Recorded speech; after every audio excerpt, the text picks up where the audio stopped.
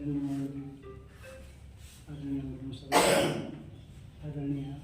कमला जी, तरुण जी, आप सब मित्रों को सादर नमन करते हुए मैं बहुत ही एक सार गड़बड़ मेरे मन में जो बात है वही कहना चाहूँगा। हम सब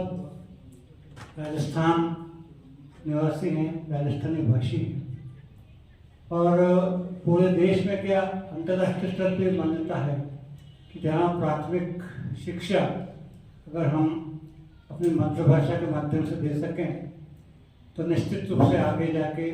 वो साहित्य भी समृद्ध होगा और आगे बढ़ सकेंगे। जैसा कि हम देखते हैं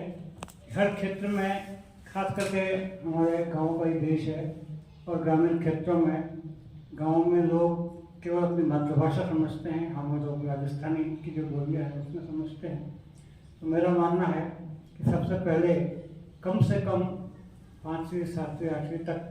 मातृभाषा के माध्यम से इसकी शिक्षा हो, और वो भी अभी तो सबसे बड़ी कमजोरी लग रही है कि हम बाल साहित्य की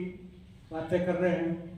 बाल साहित्य बहुत समृद्ध भी हो रहा है, खास करके पिछले 1 वर्ष में जो अकादमी की स्थापना हुई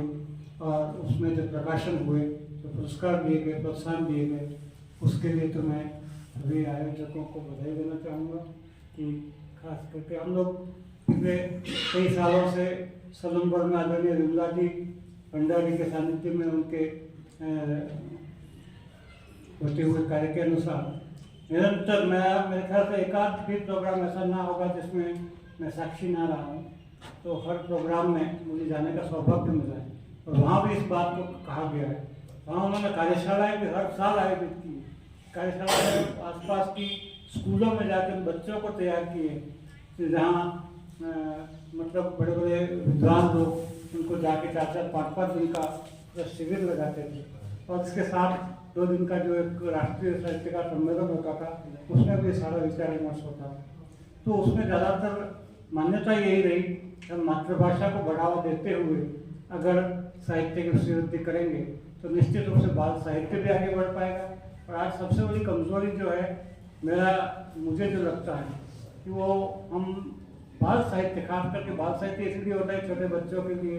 खास करके किशोर वर्ग तक के बच्चों के लिए, वो अगर पहले हम उसमें ये रखें कि राजस्थानी में ज़्यादा से ज़्यादा हो, तो राजस्थानी में बाल साहित्य को ज़्यादा से ज़्यादा प्रोत्साहन दे पाए और राजस्थानी में बढ़ा पाए, तो निश्चित रूप से जो हमारी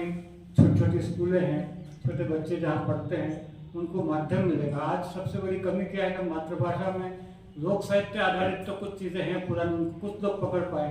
लेकिन उनको भी वापस जीवित करने की ज़रूरत है और उस लोक साहित्य के माध्यम से या फिर नए रचनाओं के माध्यम, छोटी छोटी कहानियाँ, कविताएँ,